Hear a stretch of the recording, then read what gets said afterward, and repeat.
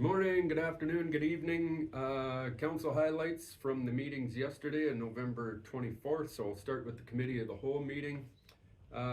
First issue that was discussed was a crabapple tree that needed to be removed on 8th Street between a couple of homes. It sits in a really wonky piece of grass that's between these two driveways, and the homeowner wanted to remove the tree. So we said it looked okay to us, and staff will go back and it'll be the homeowner's responsibility to, between the two properties, to pay for the removal of the tree, but we've given them the green light to do that. Another tree will be, it is on town property, but another tree will be planted elsewhere because we are a one-to-one replacement whenever a tree gets removed. So next one was variance applications for a single-family home in Montrose. Real simple thing. It was just a setback thing to make it match up with the other homes that are being constructed in that area, and with an existing layout or an existing piece of land and how that house needs to sit on it because of the shape of the piece of land. There's a couple of variances that came to us just to get our feedback, but everybody was okay with that. And then the last one in Committee of the Whole was a new commercial build that will be south of the Wendy's in town, and it's actually a Starbucks with a drive-through. So there was a few variances again because of an older piece of land, new land use bylaw. There's always a couple of variances that need to be done in consideration of how the drive-through will work. But regardless, everything looked good. Their signage, the landscaping, everything was discussed, and the proposal looks fantastic. So we're looking at early 2026 construction for Starbucks in town. So that'll be south of the Wendy's. Okay, that was Committee of the Whole. Regular council meeting, another quick one. First one, we had a delegation from Mr. Al Brander, who actually presented at the previous Committee of the Whole meeting 2 weeks ago.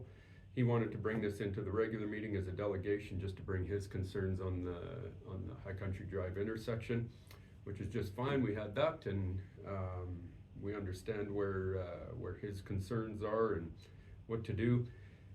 This whole decision on High Country Drive, from the adjustments that we made 2 weeks ago to the information we gave back to staff, they're going to be bringing back an updated schematic of how the new layout would look.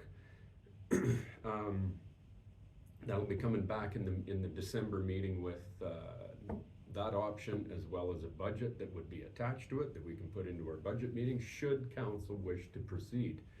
There is also always the option for council to do somewhere in between, or do nothing and just turn it back to the way it was 10 years ago, and away we go. That's still all on the table. Nothing's written in stone. There was a few comments made during the public comment section about it, about that intersection as well, which will continue until the thing's dealt with. But we totally get it, and we're there to listen to everybody's concerns. So December meeting, we'll talk more about that. FCS Community Grant Program Task Force. So this is a group of us that get together with the FCSS group, and only meets once a year to decide which funding goes to which organizations in town. So it was appointed onto that committee onto that task force, myself, Councillor Barton, Councillor McGonigal, and term expiring October 29th, 2029. So we do it once a year, but we're there for the duration of the term. So the last one was wastewater treatment facility upgrade. So this is a feasibility study, and this is looking at the wastewater treatment plant upgrades out by Cargill that treat all the town of High River water. We're trying to do a joint venture on this with Foothills County to satisfy their needs as well, rather than building two wastewater treatment facilities, trying to collaborate and do one. The ask today was a feasibility study on this plant upgrade that would be about $200,000, and the request is to split it 50-50 between the town and the county. That one passed by council. Only one councillor voted against it, which was Councillor McGonigal, and simply do the, Vicky had concerns on the 50-50 split, whether that was exactly fair or stuff, right?